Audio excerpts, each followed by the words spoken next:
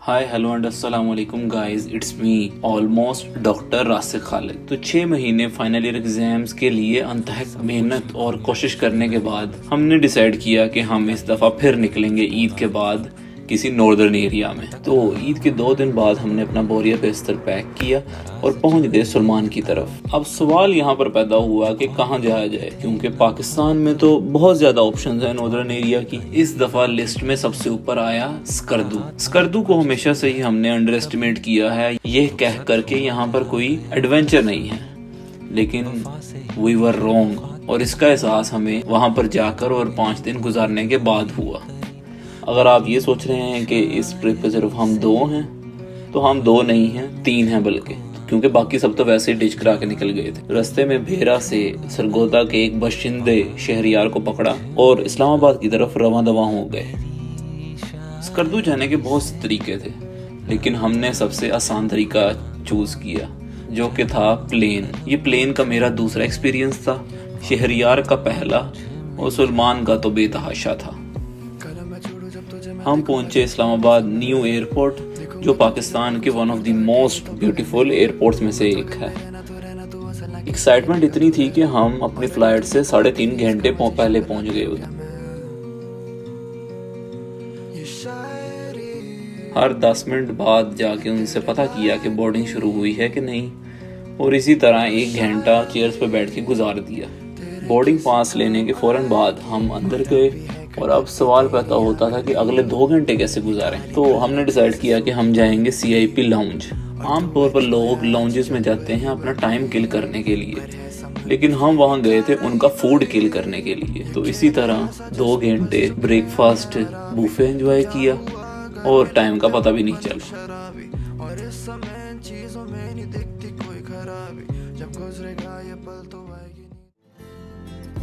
अब न मुझको याद भी था, मैं तो लम्हों में जीता चला जा रहा हूँ। मैं कहाँ पे जा रहा हूँ, कहाँ हूँ, इस यकीन से मैं यहाँ हूँ।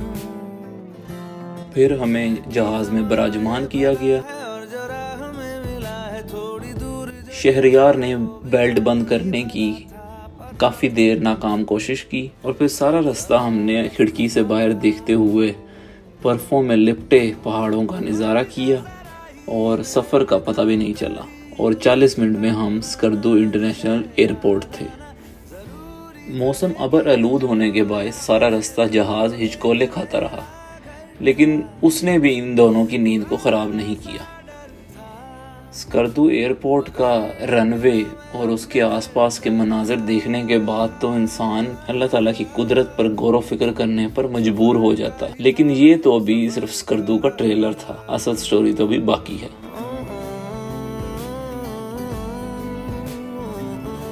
Skardu is the capital of Skardu district and Baltistan division. Skardu Balti ज़बान का लफ्ज़ है जिसके मायने हैं एक निचली ज़मीन 2 ऊंची जगहों के दरमियान। और 2 ऊंची जगहें कौन सी हैं? एक है सतपारा लेक और दूसरा है शिगर सिटी। टेंशन न लें, आपको ये दोनों जगह भी दिखाएंगे। लोकल्स के मुताबिक कहा जाता है कि 1974 तक यहाँ पर बादशाही निज़ाम था। बादशाह जहाँ से गुजरे और उसका किसी की ज़मीन पर दिल आ जाए तो मतलब कि वो उसकी होती थी। यहाँ तक कि इधर के लोगों को इधर का लोकल ड्रेस पहनने तक की इजाज़त नहीं थी, क्योंकि वो बादशाह सलामत पहनते थे। फिर 1974 में जुल्फ़िकार अली भुट्टो की कोशिशों से ये फेडरल के कंट्रोल में आया और इस तरह यहाँ पर बादशाही निज़ाम ख़त्म हुआ। हमने होटल बुक करवाया स्कर्दू मेन सिटी के अंदर, ताकि पूरी सिटी का व्यू लिया जा सके। और होटल में थोड़ी देर फ्रेश होने के बाद हम निकल गए कचूरा की तरफ। अब कचूरा के अंदर एक आती है लोअर कचूरा लेक और एक आती है upper Kachura lake. Lower Kachura lake के ऊपर नामी ग्रामी शंग्रीला रिजॉर्ट है और अपर कचूरा लेक के ऊपर लेक है। रास्ता पथरीला होने के बायस यहाँ पर 4x4 गाड़ियाँ रिकमेंड की जाती हैं। पार्किंग में गाड़ी खड़ी करने के बाद अपर कचूरा लेक के ऊपर जाने के लिए आपको 15 से 20 मिनट की हाइक करनी पड़ती है, जहाँ पर व्यू पॉइंट आता है पहला। जब से गाँव से मैं शहर हुआ, इतना कड़वा हो गया कि जहर हुआ। मैं तो रोजाना न चाहता ये हो जाना मैंने। व्यू पॉइंट से आप और नीचे जाएंगे तो यहाँ पर डिफरेंट एक्टिविटीज जैसे कि speed boat, paddle boat, jet ski and many more. तो हम तीनों ने जेट स्की लेने का फैसला किया। सफर कर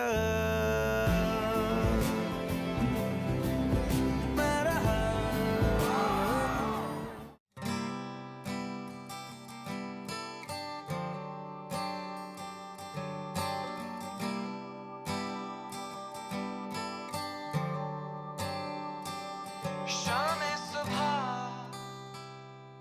मिलते नहीं, खालिद है पर जेट स्की से फारिग होने के बाद हमने वापस ऊपर की तरफ हाइक की। शाम सुबह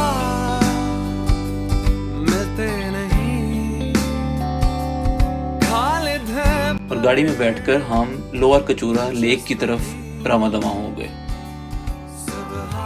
एंट्रेंस के ऊपर शंग्रीला रिजॉर्ट की टिकट ली। स्कर्दू का शंग्रीला रिजॉर्ट भी खूबसूरती में अपनी मिसाल आप है। जाकिर करे वो जाहिर नहीं, आकिल हूँ मैं आसिम नहीं। इधर भी बोटिंग और खाने पीने के 3-4 रेस्टोरेंट्स थे। इन हसीन मनाजिर के सामने फोटोशूट करवाया। आसिम नहीं, सुबह पूछे रात। मगर इससे ज्यादा हमारे लिए इधर करने का कुछ नहीं था, तो हम वापस गाड़ी में बैठे और पहुंच गए स्कर्दू बाजार। स्कर्दू में जहां पर भी खानों के रेस्टोरेंट्स की बात आती है और वहां पर सबसे ऊपर नाम आता है शाही दीवान का, तो हम भी इस रवायत को बरकरार रखते हुए शाही दीवान पहुंचे, खाना नोश फरमाया और इस तरह पहला दिन अपने इख्तिताम को पहुंचा। दूसरा दिन शुरू हुआ गर्मा गर्म नाश्ते के साथ, और वो भी धूप में, जो कि स्कर्दू में बहुत ही नायाब है। तैयार हुए, अपना OOTD थोड़ा फ्लेक्स किया और निकल गए चुंदा वैली की तरफ। स्कर्दू से तकरीबन घंटे की मुसाफत पर वाक़े चुंदा वैली भी अपनी मिसाल आप है, लेकिन जिस मौसम में हम गए इस मौसम में किसी को भी जाने का मैं रिकमेंड नहीं करूंगा, क्योंकि आजकल वहाँ पर सर्दी है और सारे दरख्त और फूल मुरझाए हुए थे।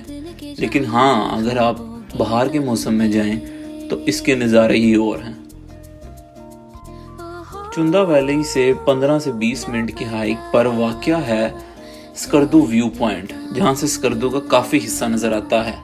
लेकिन इसमें मेन व्यू जो है वो है स्कर्दू इंटरनेशनल एयरपोर्ट का। लगता है अब है जागे हम, फिक्रें जो थी पीछे रह गई, निकले उनसे आगे हम, हवा में बह रही है।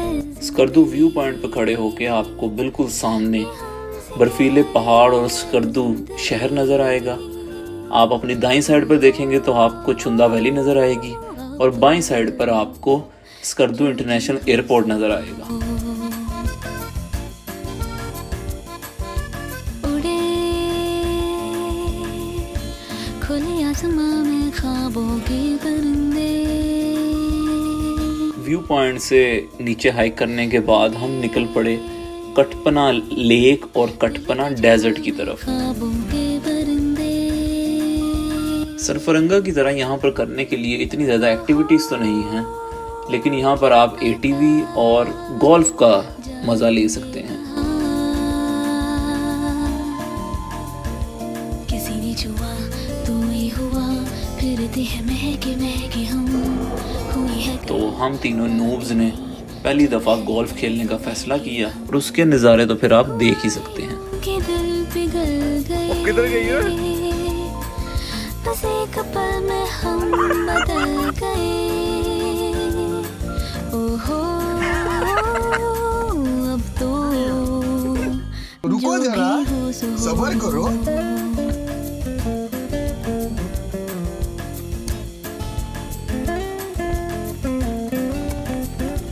रोशनी मिली अब राह में है एक दिलकशी सी बरसी। यहाँ से हम निकल पड़े सतपारा लेक, जो कि वाक़या है सतपारा विलेज के पास। अगर आपको माउंटेन क्लाइंबिंग से थोड़ा भी लगाव है तो आपको एक पाकिस्तानी शख्स का बहुत अच्छे से पता होगा, मोहम्मद अली सतपारा। वो भी इसी सतपारा विलेज के रहायशी थे, अल्लाह उनको गरीक रहमत करे। सतपारा लेक की ख़ास बात ये थी कि यहाँ पर किसी किस्म की भी स्पॉट्स और बोटिंग अलाउ नहीं है। इसका सारा पानी नीचे जाके स्कर्दू सिटी में यूज़ होता है। Contrary to the expectations, Skardu की हर सड़क के ऊपर आपको हॉस्पिटल्स और स्कूल नजर आएंगे। वहाँ के लोकल्स की जुबानी हम अपना पेट काट लेंगे लेकिन अपने बच्चों को जरूर पढ़ाएंगे। जिस वक्त भी रोड पर निकलेंगे आपको स्टूडेंट्स ही स्टूडेंट्स चलते हुए नजर आएंगे। एक और दिलचस्प चीज जो मैंने देखी वो ये है कि स्कर्दू में इंटरनेट सर्विसेज इतनी कोई खास नहीं है, तो इसका भी हल उन्होंने निकाला। जैसे हम बाइकिया वगैरह अपने फोन से ऑर्डर करते हैं, आप किसी वक्त भी गली की नुक्कड़ पे जाएं तो वहां पर मोटरसाइकिल पर आपको लड़के नजर आएंगे जिनकी बाइक के ऊपर लिखा होगा बाइकिया। आप उनके साथ रेट करें और जस्ट लाइक अ टैक्सी आप कहीं भी चले जाएं। वापसी पे दोबारा हम स्कर्दू बाजार गए जहां पर हमने MFC का खाना ट्राई किया, बट इट वाज हाईली अनरिकमेंडेड। रात को ताश की बाजी लगाई और इसी तरह दिन अपने इख्तिताम को पहुंचा। अब था हमारे ट्रिप का तीसरा दिन और सबसे इम्पोर्टेंट दिन, क्योंकि स्कर्दू आते हैं लोग मेनली 4 चीज़ों को देखने के लिए: Deosai, Minimarg, Basho valley and Sarfaranga cold desert. लेकिन इस मौसम में देओसाई और मिनीमर्ग बंद था, तो हमने आज के दिन बाशू वैली जाने का फैसला किया। सुबह सुबह तैयार हुए, सामान पैक किया और खूबसूरत जगलोट स्कर्दू रोड से होते हुए हम पहुंचे ब्रिज तक। अगर आप अपनी गाड़ी से जा रहे हैं तो स्कर्दू से ब्रिज तक आपको तकरीबन 1.5 घंटा लगेगा और वहां से 1 घंटा ऊपर जाने के लिए आपको कोई जीप करनी पड़ेगी। लेकिन हमारे पास तो पहले से 4x4 गाड़ी थी, तो हमारे ड्राइवर ने वो ही ऊपर चढ़ा दी।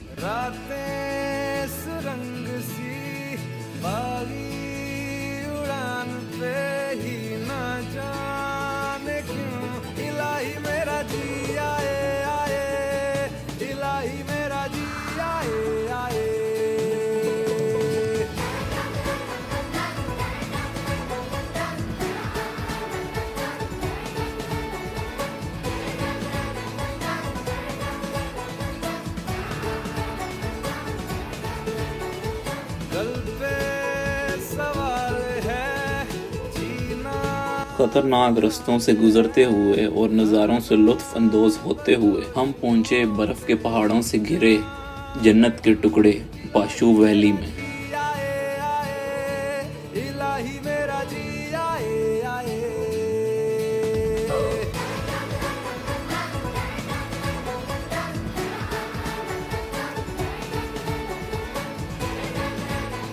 मज़े की बात यह है कि इस ऊंचाई पर भी यहाँ पर एक अच्छा खासा डेवलप्ड स्कूल था। यहाँ पर भी आते साथ ही जो सबसे पहली चीज़ हमारी नज़रों को भाई वो थी ये 3 बाइक्स। फिर थोड़ी देर बाशू वैली में मटर कश्ती की।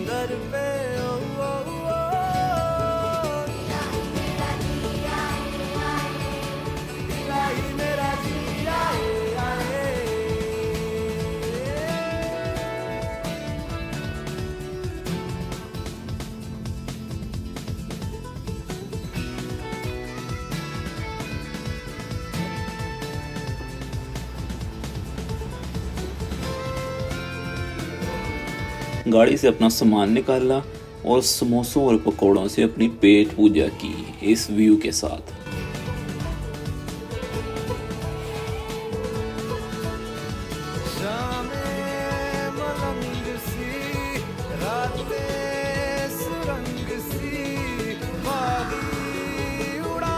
हमने डिसाइड किया कि हम वॉक पर निकलते हैं और थोड़ा सा बर्फ वाले पहाड़ों के करीब जाते हैं। लेकिन ये 1 घंटे की वॉक एक अलग ही एडवेंचर में तब्दील हो गई। बाशू वैली के मैदान के चारों तरफ ही पानी का गहराव था, तो हमने अपने शूज का रिस्क ना लेते हुए वाटर क्रॉसिंग करने का फैसला किया, वो भी बाय फीट। आँखों के किनारों में बहाने ही सही हम चले बहारों में। रास्ते में ट्राउट फिश पकड़ने के दिलचस्प तरीके को देखा। क्या करें, वक्त है तो जीने दे, दर्द है तो सीने दे, ख्वाहिशें अनजान है अब क्या करें। शब्दों के पहाड़ों पे लिखी है दास्तां। और दोबारा से अपनी वॉक का आगाज किया। जैसे ही हम पहाड़ के करीब पहुंचे तो हमें पहाड़ की चोटी की बर्फ में से कुछ लड़कों की आवाजें आई जो कि एंजॉय कर रहे थे ऊपर। अब हम ऐसे तो नहीं जा सकते थे वापस, तो हमारे अंदर का एडवेंचरर जागा और हमने 1 घंटा ऊपर हाइक करने का फैसला किया। It was one of the most difficult and steep hikes but it was worth it.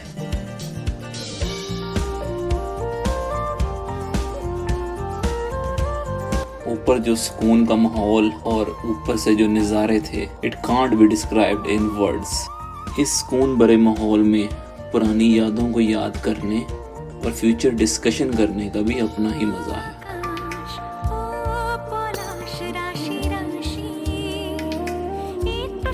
वापस दोबारा नीचे की तरफ हाइक स्टार्ट की।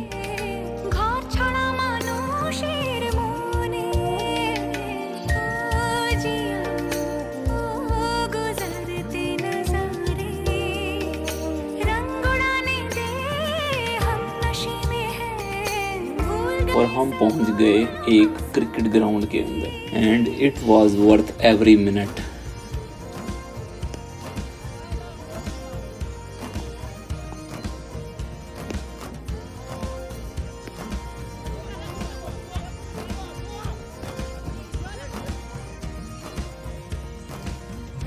किसी हवाओं में चले हैं हम कहीं, हम जो चाहे दिल को वो पता है या नहीं। कैंप में जाकर खाना नोश फरमाया। गुनगुनाती राहों में धड़कने भी तेज हैं, अब क्या करें, ओ वक्त है तो जीने दे, दर्द है तो सीने दे, ख्वाहिशें अनजान है। और रात को बॉनफायर का मजा लिया।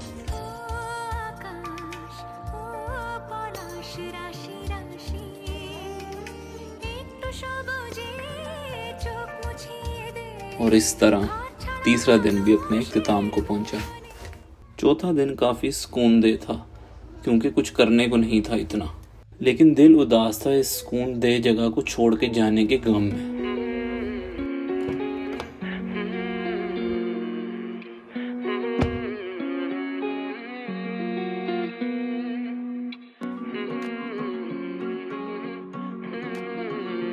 अपना सामान पैक किया दोबारा और नाश्ता होटल जाके करने का फैसला किया। दिल तो बिल्कुल भी नहीं था इस जगह को छोड़ के जाने का, लेकिन मजबूरी ज़रूर थी। दोबारा उन्हीं नाहमवार मगर खूबसूरत रास्तों से गुजरे। माना माना मैंने ना दिल का गुजारा होता बिन तेरे, तेरी यादों में जीना मैं चाहूं तेरी राह। होटल जाकर फ्रेश हुए और दोबारा से अपने सफ़र पर निकल गए। रास्ते में सरफरंगा को हाथ लगाया और मंतोखा वाटरफॉल की तरफ रवां दवां हो गए। स्कर्दू से 80 किलोमीटर दूर खरमंग वैली में वाक़िया मंतोखा वाटरफॉल भी एक बहुत मशहूर टूरिस्ट अट्रैक्शन है।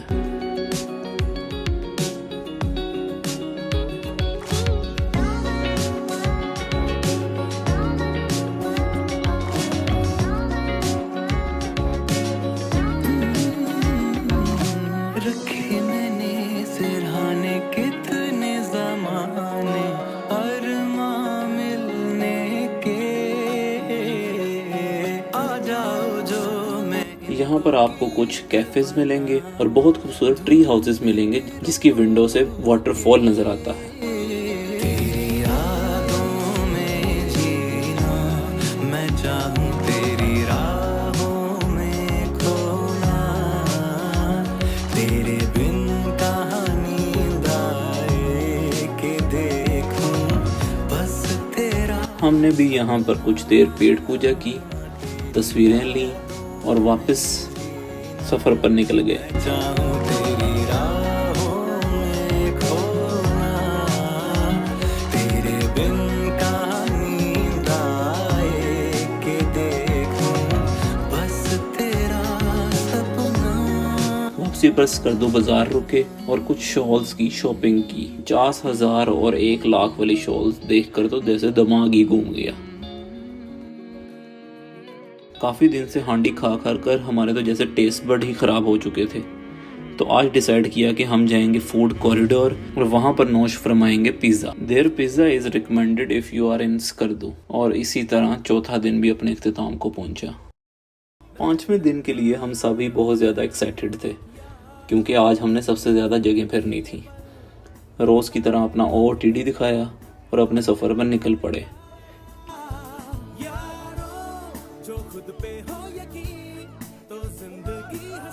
लेकिन आज भी सरफरंगा को हम हाथ लगाते हुए पहुंच गए शिगर।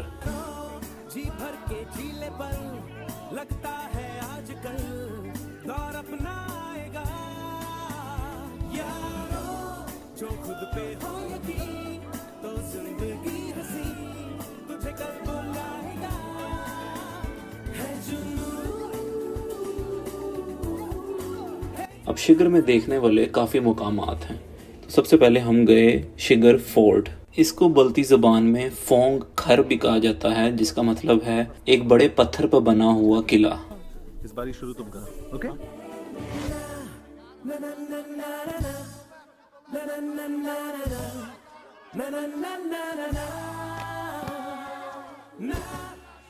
ये 17 सेंचुरी में वहाँ के राजा ने बनवाया, लेकिन अब ये सरीना होटल के अंडर है। मतलब आप चाहें तो यहाँ पर बादशाह के कमरे तक में भी रुक सकते हैं। अब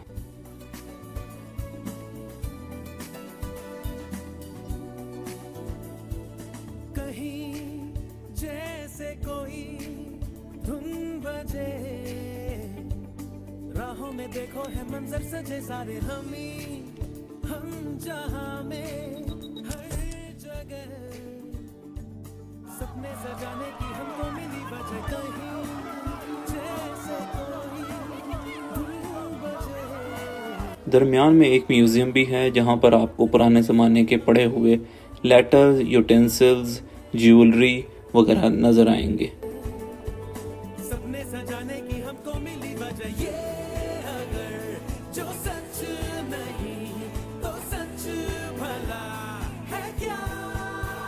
पुराने ज़माने के किचन और मस्जिद को भी वैसे ही प्रिजर्व किया गया है। किताब पे कुछ तो नया लिखो यारो, अंजाम की फिक्र ना करती ये उम्र, फिर क्यों भला डरो है जुनून। In short, it is a must-visit place if you have any interest in the history.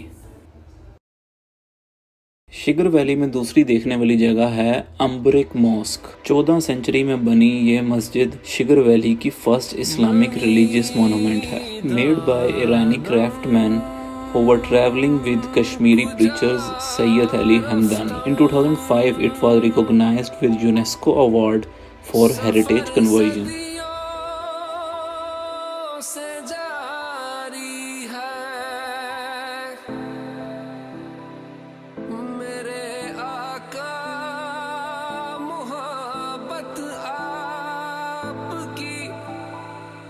इस दिल पे तारी है।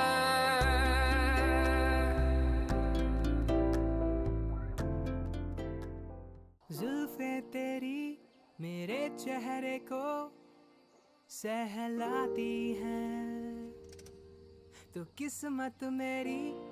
शिगर वैली में देखने वाली तीसरी जगह थी Jarba Tso lake, also known as blind lake. इसको ब्लाइंड लेक इसलिए कहा जाता है क्योंकि आज तक ये नहीं पता चल सका कि इसमें पानी आता कहाँ से है, और इसका पानी यूज होता है शिगर वैली में पीने के लिए। प्यासा हूँ मैं, तुम बारिश की आवाज हो,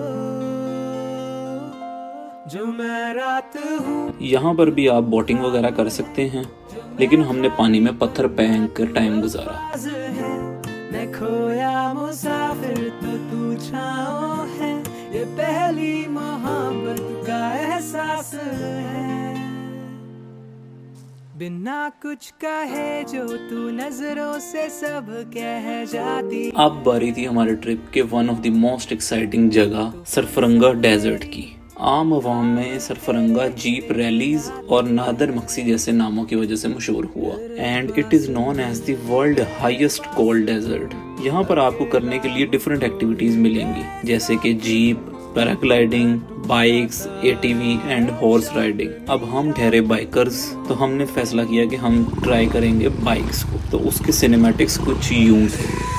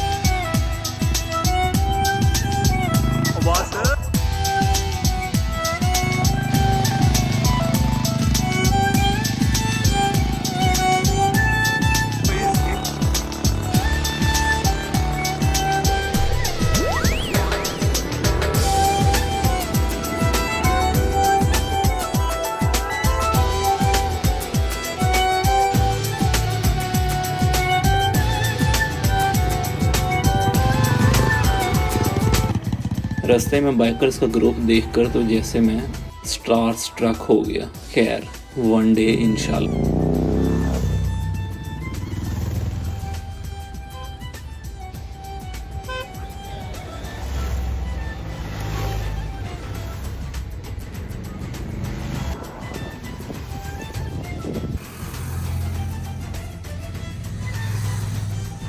आज का हमारा आखिरी पड़ाव था Skardu fort, also known as Kharpocho fort. Kharpocho Balti जुबान का लफ्ज है जिसके मायने हैं किलों का सरदार। ये 16th सेंचुरी में वहाँ के बादशाह अली शेर खान ने बनवाया। फोर्ट तक पहुँचने के लिए आपको 15 से 20 मिनट की मुश्किल हाइक करनी पड़ेगी, but it's all worth it.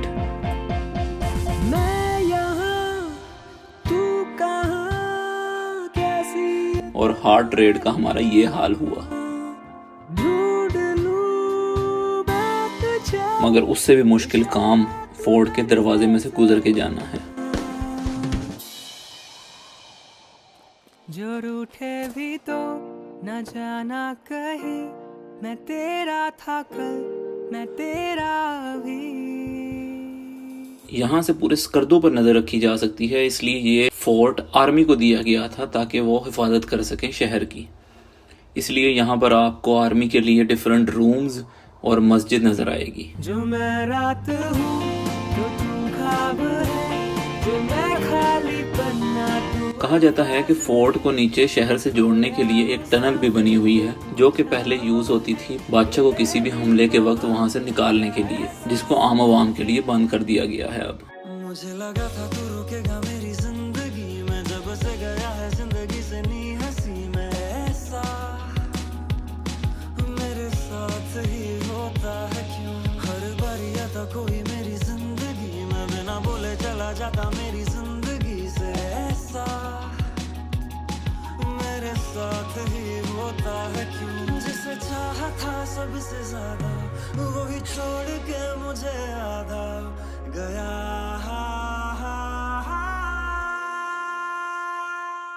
नहीं करना भरोसा मुझे अब किसी पे, जिसे जाना है वो चला जाए जिंदगी से। और हाँ, कभी वापस मुड़ के आना ना।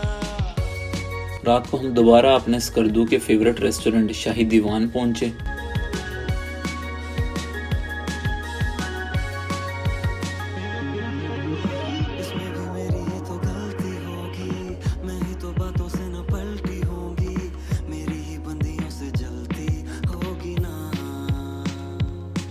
और इसी तरह डे 5 भी अपने इख्तिताम को पहुंचा। अब था ट्रिप का छठा दिन और आखिरी दिन। दिल उदास था और हम शर्मिंदा थे जितना हमने स्कर्दू को अंडर एस्टिमेट कर रखा था। होटल से एयरपोर्ट तक सारे रास्ते में गाड़ी में सिर्फ खामोशी थी। शायद जुदाई के वक्त ऐसा ही होता है, मगर खामोशी को समझना भी हर किसी के बस की बात नहीं है। लेकिन ये भी तो सच है ना कि जुदा होने के बाद ही किसी चीज की असल कदर मालूम होती है। तो इन्हीं लम्हात को हम अपने यादों के संदूक में बंद करके स्कर्दू से रवाना हो गए। अधूरी सी सारी रातें हैं तेरे बिना और आसमां में जो तारे हैं, तू वैसे मेरे दिल में सजा है। ये तारे जो अब टूटे तो इन ख्वाहिशों में तू ही रहा है।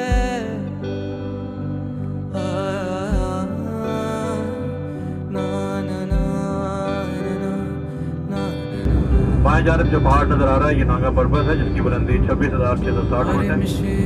इसके बाद बबूसर पास और फिर नारायण कावान बालाकोट के ऊपर से फिर इस्लामाबाद पहुंचेंगे और इस्लामाबाद के बाद लाहौर के लिए उतरना शुरू करेंगे। रास्ते में नांगा पर्वत ने जख्मों पर नमक छिड़कने का काम किया।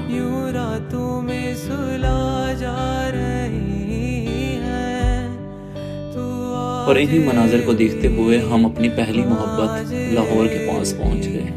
कहीं ना कहीं सपनों में रहा है और मिश्री के इन बादलों में तू आज भी कहीं पे छिपा है।